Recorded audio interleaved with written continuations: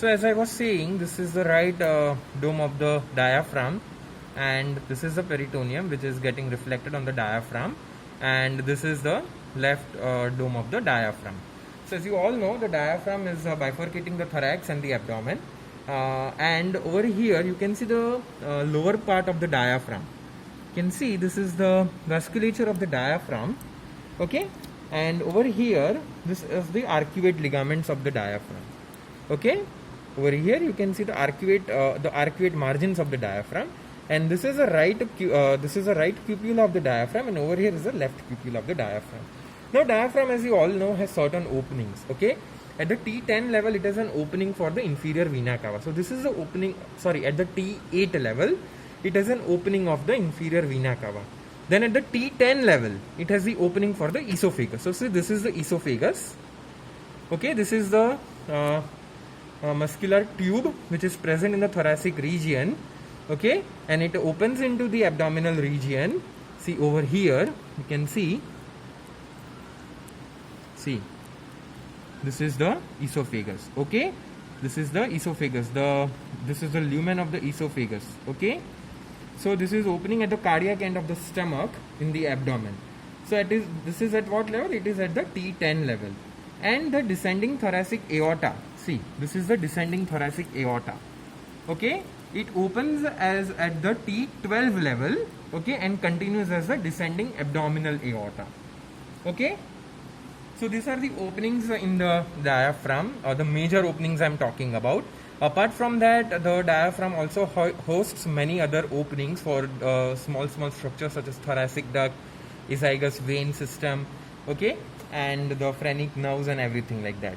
So on the right side, the phrenic nerve accompanies the inferior vena cava at the T8 level, and then it goes on the undersurface of the diaphragm and forms the phrenic nerve plexus on the right hand side. But on the left hand side, the phrenic nerve will not go through any opening. It will just pierce the diaphragm and it will supply the left half of the diaphragm.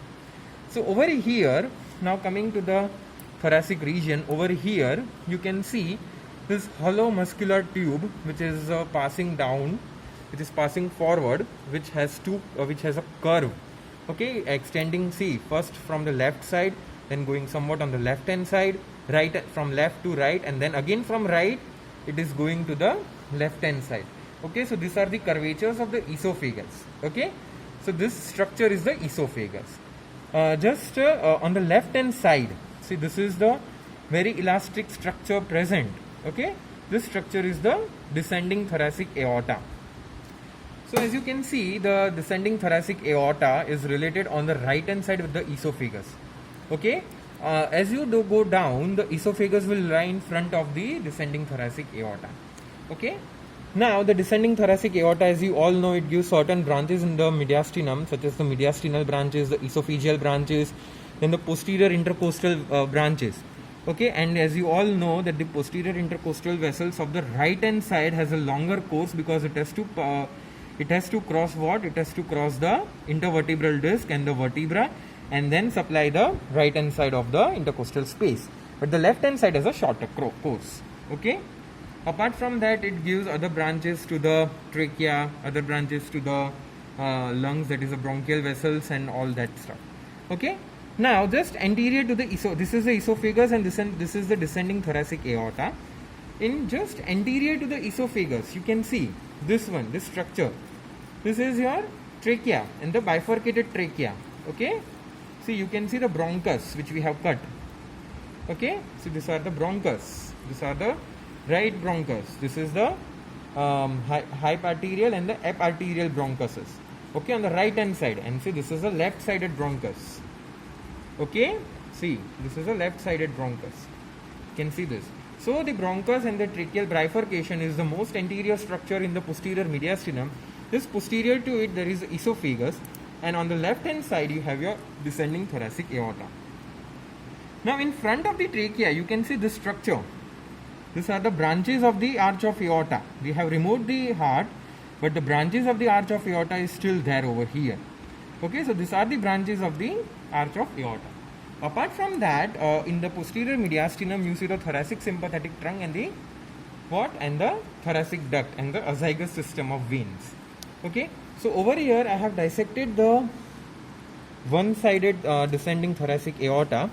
So as you can see, this structure which is lying on the each side of the vertebrae. Okay, so these structures are your descending thoracic aorta. Sorry, descending thoracic sympathetic trunk. This is a sympathetic trunk.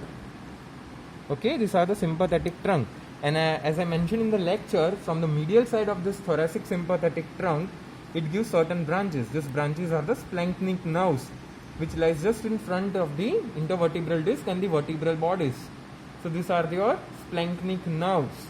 You have greater splanchnic, lesser splanchnic, and the least splanchnic nerves arising from the T5 level.